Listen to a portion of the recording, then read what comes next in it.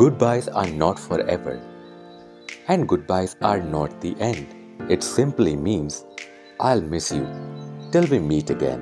With this, let's begin the last part of our Croatia travel series. But before moving on, let's have a quick recap of our last part where I took you guys to Ravine. वोदनियान में हमारी आखिरी सुबह का आगाज हुआ इस rich और healthy breakfast के साथ। ब्रेकफास्ट के बाद हमने कुछ सेशन अटेंड किए, उसके बाद लंच करने के फौरन बाद we had to leave early so that we can reach Zagreb on time. काम के साथ साथ हम अपने कोलीग्स को अलविदा भी कहते रहे और अपने बैग पैक करके फाइनली ज़ाग्रेब के लिए अपने सफ़र का आगाज़ किया। और पूरी जर्नी के दौरान हमें काफ़ी क्लाउडी वेदर मिला क्योंकि इस वक्त वोदनियान समेत इसके आसपास के इलाकों में शदीद बारिश की प्रेडिक्शन थी।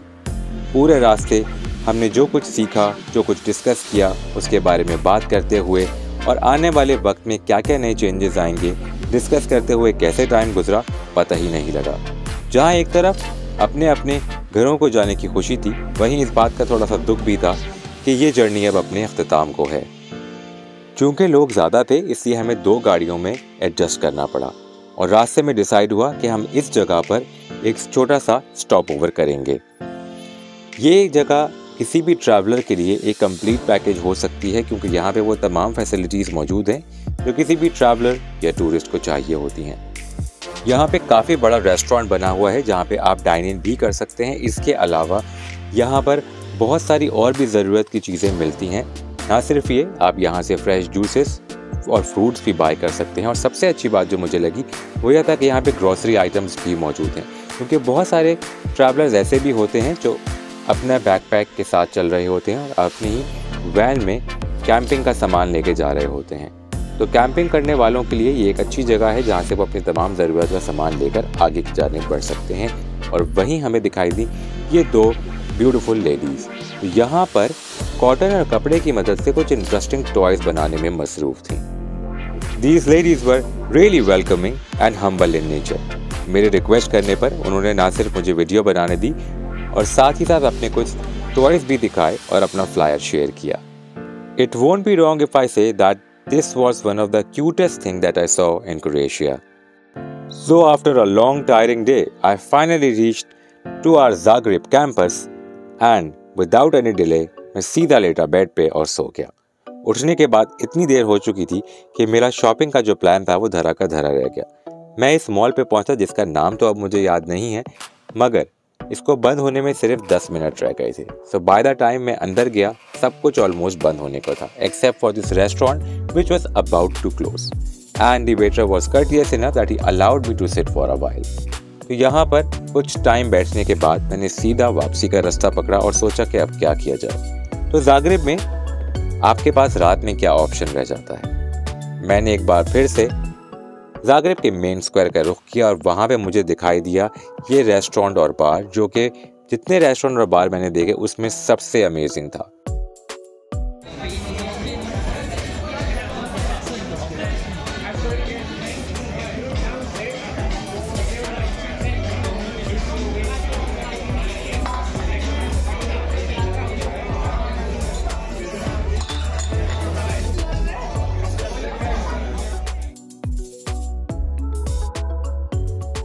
सामने आप जितनी भी ये छतरियाँ देख रहे हैं ना, ये लाइन से रेस्टोरेंट्स और बार हैं और यहाँ बिल्कुल बीच में ये भाई साहब सन्नाटे में उदास बैठे। मतलब इतनी रौनक वाले एरिया में इतने सन्नाटे का बनता नहीं है। और ये क्यों उदास हैं और ये कौन सी शख्सियत है इनके बारे में मुझे ज़ीरो इन्फॉर्मेशन है। The only thing that I can find out is Nikola something and 1856 से 1943।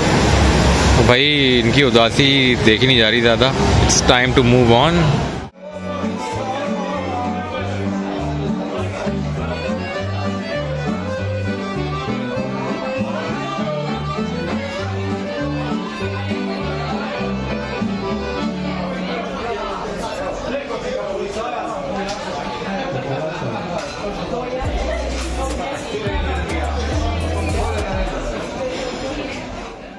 Showing you Zagreb tram for the last time.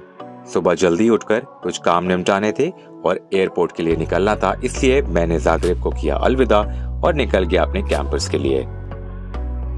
सुबह होते के साथ ही सबसे पहले मैंने अपने तमाम कोलीग्स जो कि मेरे साथ ही कैंपस में रुके हुए थे उनसे ब्रेकफास्ट पे एक छोटी सी मीटिंग की, क्योंकि सबकी फ्लाइट्स अलग अलग टाइम पे थी। और उसके बाद पहुंच गया पार्किंग एरिया। सो ये है हमारे कैंपस का पार्किंग एरिया, जहां से मैंने कैब पकड़ के सीधा रुख किया अरीना मॉल का, which is one of the biggest malls in Zagreb.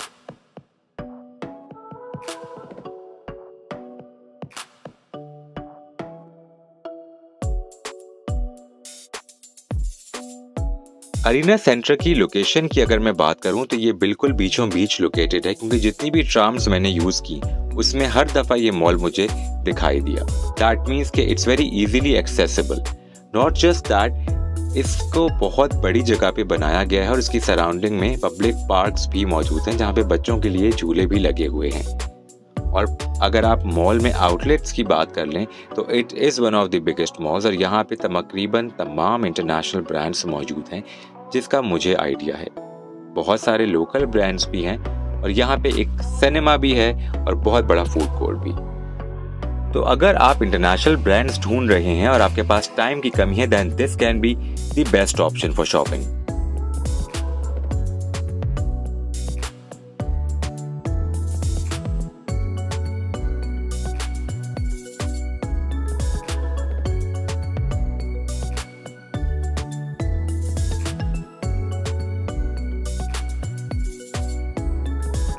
Arena Centre से कुछ जरूरत की चीजें बाय की और सीधा मैंने रुख किया कैंपस का, जहां से चेकआउट करने के बाद मैंने निकलना था ज़ाग्रेब इंटरनेशनल एयरपोर्ट के लिए। So here we are at Zagreb international airport. So guys, this is it. Croatia का ये सफ़र यहाँ पर अपने अख्ताम को पहुँचता है। इस वक्त रात के 12 बज रहे हैं और मैं ज़ाग्रेब पहुँचा हूँ तकरीबन 5 बजे के करीब, 5 साढ़े 5 के अराउंड। और ये सफ़र ज़िंदगी का सबसे यादगार सफ़र था, क्योंकि बहुत थोड़े से दिनों में हमने बहुत कुछ एक्सपीरियंस किया। बहुत सारी अलग अलग कंट्रीज़ के लोगों से मिले, फिर चाहे वो तंजानिया हो या गाना हो, मेक्सिको हो या फिर क्रोएशिया या Bosnia, and the list goes on. Right now I am in front of this beautiful cathedral, और ये बेसिकली ज़ाग्रेब का अपर टाउन कहलाता है, जो आप मेरे पिछले व्लॉग्स में ऑलरेडी देख चुके हैं। मुझे लगा कि इससे ज़्यादा पीसफुल जगह कोई हो नहीं सकती, क्योंकि यहाँ का जो अपर टाउन है वो जनरली खाली हो जाता है रात में, और ज़्यादातर लोग आपको डाउनटाउन में ही दिखाई देते हैं। There is hardly anyone here, और आज बारिश की वजह से ठंडी हवा चल रही है। खैर, पहुंचने के बाद टाइम नहीं था कि कहीं पे भी जाया जा सके। प्लान जो मॉल जाने का था, लेकिन by the time I had reach तो तकरीबन सब बंद हो चुका हुआ था। मैंने सोचा यहाँ आ जाऊँ, कम से कम कुछ नहीं होगा तो यहाँ पे ये है कि खाने को कुछ मिल जाएगा। बाकी और जो होगा मुझे इतना आइडिया नहीं है। So this is it. If you like this series then please do share your feedback in the comment section, and don't forget to subscribe my channel. Keep up with Ashad. I hope कि ये series आपको बहुत पसंद आई होगी, because it was an international trip after a very very long time. This is it. Take care of yourself. Goodbye and Allah Hafiz.